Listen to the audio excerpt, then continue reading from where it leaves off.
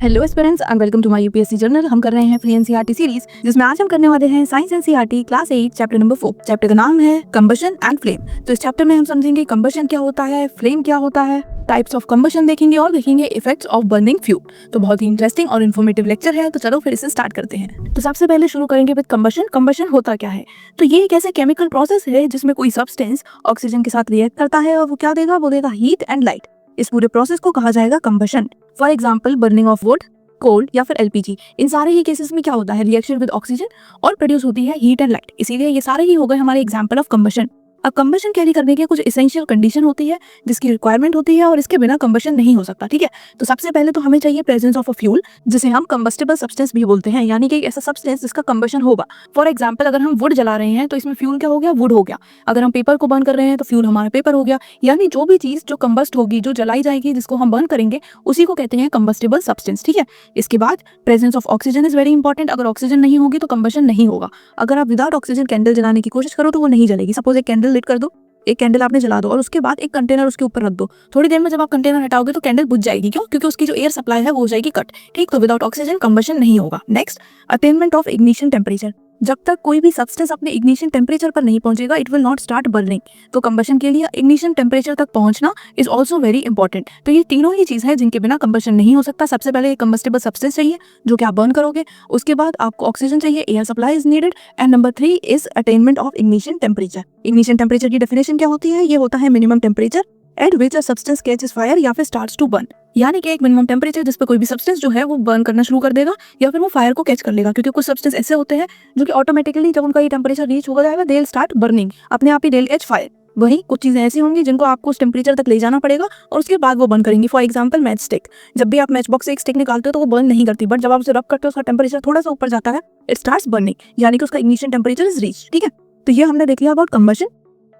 अब हम डिस्कस करेंगे टाइप्स ऑफ कंबशन। तो सबसे पहले देखते हैं टाइप, उसके बाद उसका डिस्क्रिप्शन और फिर हम एक एग्जांपल समझेंगे। सबसे पहले रैपिड कंजप्शन। तो रैपिड कंजप्शन क्या होता है? तो ये होता है when a fuel Burns quickly with production of heat and light. यानी कि जब एक फ्यूल अचानक से बर्न कर जाती है एकदम से और उसके साथ ही वो प्रोड्यूस करती है heat and light. For example हमारे गैस स्टोव, जब हम लाइटर का यूज करते हैं तो तुरंत ही ये फ्यूल जो है इट स्टार्ट्स बर्निंग। तो ये क्या हो गया? ये हो गया रैपिड कंबशन। इसको इसके इग्निशन पॉइंट पर पहुंचने की जरूरत नहीं पड़ी। जैसे ही आपने लाइटर का यूज किया तुरंत ही जो हमारा गैस स्टोव है इट स्टार्ट्स बर्निंग और वो साथ में हीट एंड लाइट भी दे देता है।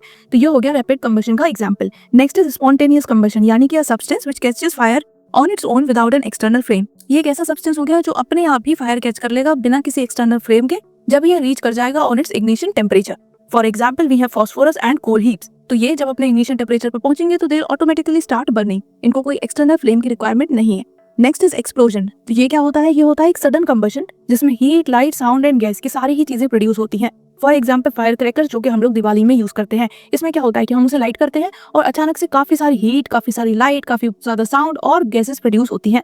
तो ये हो गया हमारा एक्सप्लोजन। ठीक, तो अभी हमने 3 टाइप के कंबशन देखे, रैपिड कंबशन, स्पॉन्टेनियस कंबशन और एक्सप्लोजन। मूविंग फॉरवर्ड अब हम देखेंगे फ्यूज क्या होते हैं। तो ये होते हैं कंबस्टिबल सब्सटेंस, यानी कि सब्सटेंस जो कि हीट और लाइट प्रोड्यूस करेंगे on combustion. For example wood, coal, kerosene, petrol, diesel, LPG, biogas, ये सारे ही एग्जाम्पल्स हैं ऑफ फ्यूल, क्योंकि इन सबको ये हम बर्न कर सकते हैं और इनसे फिर हीट एंड लाइट रिलीज होती है। कैरेक्टरिस्टिक क्या होते हैं एक आइडियल फ्यूल के? तो सबसे पहले तो इसकी कैलोरीफिक वैल्यू बहुत ज्यादा होनी चाहिए। जितनी ज्यादा कैलोरीफिक वैल्यू उतना ज्यादा वो फ्यूल अच्छा होगा, हमारे लिए एडवांटेजेस होगा। कैलोरीफिक वैल्यू क्या होती है? तो ये होती है the amount of heat energy जो कि प्रोड्यूस होती है किसी भी 1 kg ऑफ फ्यूल के कंप्लीट कंबशन पे। यानी कि हम 1 kg कोई फ्यूल लेंगे, उसको कंप्लीटली कंबशन होने देंगे और फिर देखेंगे कि कितनी एनर्जी प्रोड्यूस हुई। जो फ्यूल जितनी ज्यादा एनर्जी प्रोड्यूस करेगा उसकी कैलोरीफिक वैल्यू उतनी ज्यादा होगी। इसकी यूनिट क्या है? इसकी है किलो जूल पर केजी यूनिट। ठीक है, तो मेजर ऑन में से करेंगे इन किलो जूल पर केजी। ठीक है, तो अब हम कैरेक्टरिस्टिक्स की बात कर रहे थे। कैलोरीफिक वैल्यू हाई होनी चाहिए। कैलोरीफिक वैल्यू क्या होती है ये मैंने आपको बता दी। इसके अलावा वो जो फ्यूल है वो इजीली अवेलेबल होना चाहिए, लो कॉस्ट होनी चाहिए उसकी, एंड साथ में इट शुड बी पॉसिबल कि हम उसे बर्न कर सकें विद अ कंट्रोल्ड रेट। अगर हम उस फ्यूल को कंट्रोल ही नहीं कर पा रहे तो वो फिर बहुत ही डेंजरस हो सकता है। इसीलिए जो अच्छा फ्यूल है, जो आइडियल फ्यूल है, उसका ये कैरेक्टरिस्टिक भी है that it can be burnt with controlled rate. And last is कि वो less smoke and residue produce करें ताकि कम हमारा पोल्यूशन हो, कम हमारे पोल्यूटेंट्स जो है वो एटमॉस्फेयर में रिलीज हो। तो ये हो गए कुछ सारे ही characteristics of an ideal fuel. तो अभी हमने डिस्कस किया था कि कैलोरीफिक वैल्यू क्या होती है, यानी कि कोई भी फ्यूल कितनी हीट एनर्जी प्रोड्यूस करेगा जब हम 1 kg ऑफ दैट फ्यूल को बर्न करेंगे और उसका कंप्लीट कंबशन होने देंगे। ठीक है, अब यहाँ पर कुछ फ्यूल्स दिए हुए हैं और उनकी कैलोरीफिक वैल्यू दी हुई है, तो आप स्क्रीनशॉट ले सकते हो, इसको बाद में पढ़ सकते हो। फॉर एग्जाम्पल काऊ डंग की कैलोरीफिक वैल्यू है फ्रॉम 6000 to 8000 किलो जूल पर केजी। वहीं पेट्रोल की है 45,000 किलो जूल पर KG. Moving on, hydrogen has 1,50,000 kilo joule पर केजी। तो ऐसे ही कोल, वुड, इन सब की भी आप एक ही बार जो है कैलोरीफिक वैल्यू देख लेना, यानी कि कितनी हीट एनर्जी प्रोड्यूस करेंगे जब हम इस फ्यूल का 1 kg लेंगे और उसको कंप्लीट कंबशन करेंगे। ठीक, मूविंग फॉरवर्ड, अब हम देखते हैं कि फ्लेम क्या होती है। तो जब भी आप कोई कैंडल बर्न करते हो, कहीं आप आग जलाते हो, तो उसके ऊपर आपने देखा होगा फ्लेम। फ्लेम क्या होती है? ये होती है एक visible gaseous part of fire. Fire का जो विजिबल गैसियस पार्ट होता है, जो हमें दिखाई देता है, वही होती है फ्लेम। हर सब्सटेंस जो है वो फ्लेम प्रोड्यूस नहीं करता। फॉर एग्जाम्पल, वुड में आपको फ्लेम दिखेगी बट कोल में आपको फ्लेम नहीं दिखेगी। Substances producing flame are wax, kerosene, CNG, और भी अलग अलग एग्जांपल्स हैं। आप कमेंट में बताओ कि किस ऑब्जेक्ट को बर्न करने पर we see the flame. Moving forward, अब हम डिस्कस करेंगे स्ट्रक्चर ऑफ कैंडल फ्लेम। तो फ्लेम जो होती है कैंडल की, उसमें होते हैं 3 जोन। सबसे पहले होता है हमारा बाहर वाला जोन, जिसे आप बोलते हैं आउटर जोन। इसमें कंप्लीट कंबशन होता है। और बात करें कैरेक्टरिस्टिक्स की, तो ये पार्ट हॉटेस्ट पार्ट होगा and it will be blue in colour. आप आज इस लेक्चर के बाद कैंडल बर्न करना और देखना कि क्या आपको उसकी तीनों लेयर्स दिखाई दे रही है, जिसमें जो आउटर मोस्ट लेयर होगी वो होगी ब्लू इन कलर, क्योंकि यहाँ पे कंप्लीट कंबशन हो रहा है। इसके बाद जो मिडिल जोन होगा वो होगा ऑफ पार्शियल कंबशन, और यहाँ पर आपको मॉडरेट हॉट मिलेगा and the colour will be yellow. और सबसे इनर मोस्ट लेयर यानी कि इनर जोन वो होगा विदाउट एनी कंबशन, यहाँ पर लीस्ट हीट होगी and it will look black. Unburned wax vapour जो होंगे वो यहाँ होंगे। ठीक है, तो देखना कि कैंडल में क्या आपको ये तीनों ही जोन कलर्स दिख रहे हैं, blue, yellow and black. Moving forward, अब हम देखते हैं अलग अलग टाइप के सब्सटेंसेस बेस्ड ऑन कि क्या वो जल पाते हैं या वो नहीं जल पाते। तो वी हैव 2 सब्सटेंसेस, एक होते हैं इन्फ्लेमेबल जो कि इजीली फायर कैच कर लेते हैं, जैसे कि पेट्रोल एंड एलपीजी। वहीं कुछ सब्सटेंस ऐसे होते हैं जो कि इन्फ्लेमेबल नहीं होते, नॉन इन्फ्लेमेबल, ये इजीली फायर कैच नहीं करते, जैसे कि we have water and sand. ठीक है, तो यानी कि इन्फ्लेमेबिलिटी क्या हो गई, ये कैरेक्टरिस्टिक हो गई कि वो फायर कैच करेंगे या नहीं करेंगे। इसमें हमने दोनों टाइप देख लिया, इन्फ्लेमेबल एंड नॉन इन्फ्लेमेबल। अब हम देखेंगे इफेक्ट्स ऑफ बर्निंग फ्यूल। जब भी ये फ्यूल बर्न होते हैं तो इनका इफेक्ट क्या होता है ऑन आवर एनवायरनमेंट। तो हार्मफुल इफेक्ट्स इनके बहुत सारे हैं, जैसे कि एयर पोल्यूशन होती है।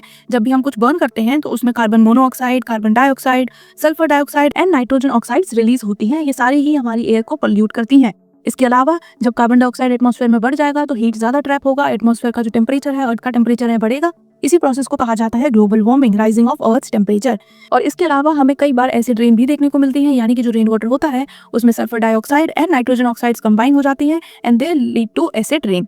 ठीक, तो ये हमने देख लिया इफेक्ट्स ऑफ बर्निंग फ्यूल, जिसमें हमने सारे ही हार्मफुल इफेक्ट्स की बात की। मूविंग ऑन, हम फायर को कंट्रोल कैसे कर सकते हैं, अगर कहीं आग लग जाए तो उसे कंट्रोल कैसे करेंगे। तो आप अलग अलग मेथड्स हैं जिनका यूज कर सकते हैं, जैसे कि आप फ्यूल को ही रिमूव कर सकते हैं। जो चीज बर्न हो रही है अगर हम उसी को हटा दें तो fire automatically it will be exhausted. ठीक है, लेकिन कई सिचुएशन ऐसी होती है जब जो हमारा फ्यूल है हम उसे नहीं हटा सकते। फॉर एग्जाम्पल, अगर किसी बिल्डिंग में देयर इज फायर तो आप बिल्डिंग को नहीं हटा पाओगे।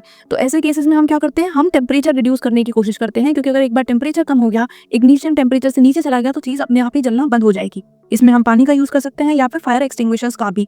इसके अलावा और भी अलग अलग मेथड्स हैं, जैसे कि कटिंग ऑक्सीजन सप्लाई, जिसमें कि जो बर्निंग ऑब्जेक्ट होता है उसे आप ब्लैंकेट से कवर कर लो या सैंड से कवर कर लो, जिससे कि जो ऑक्सीजन सप्लाई है वो कट हो जाए एंड जो कंबशन है इट विल स्टॉप। ठीक, तो ये हमने देख ली certain methods of controlling fire. Now talking about fire extinguishers, तो डिपेंडिंग ऑन द सिचुएशन हमें अलग अलग फायर एक्सटिंग्विशर्स यूज करने होते हैं। फॉर एग्जाम्पल, अगर कोई इलेक्ट्रिकल फायर है या कोई ऑयल फायर है तो उसमें आप वाटर का यूज नहीं कर सकते, क्योंकि वहां पर अगर आप वाटर यूज करोगे तो ये उल्टा डैमेज हो जाएगा, उल्टा डेंजरस हो जाएगा। ठीक है, इसी तरह कुछ कुछ एक्सटिंग्विशर्स होते हैं जैसे कि फोम या फिर कार्बन डाइऑक्साइड, एंड साथ में we have few dry chemicals also जो कि यूज किए जाते हैं स्पेशली इन इलेक्ट्रिकल फायर्स। ठीक है, तो ये हमने देख लिया अलग अलग extinguishers depending on the situation. And with this our chapter comes to an end. अगर किसी भी कॉन्सेप्ट में, किसी भी टॉपिक में कोई भी डाउट हो तो आप कमेंट में जरूर पूछना and help you out there. साथ में लेक्चर कैसा लगा ये बताना बिल्कुल मत भूलना। अगर अच्छा लगा हो तो don't forget to like the video. अब मैं मिलूंगी आपसे नेक्स्ट वीडियो में। Till then bye bye, take care, पढ़ाई करते रहो।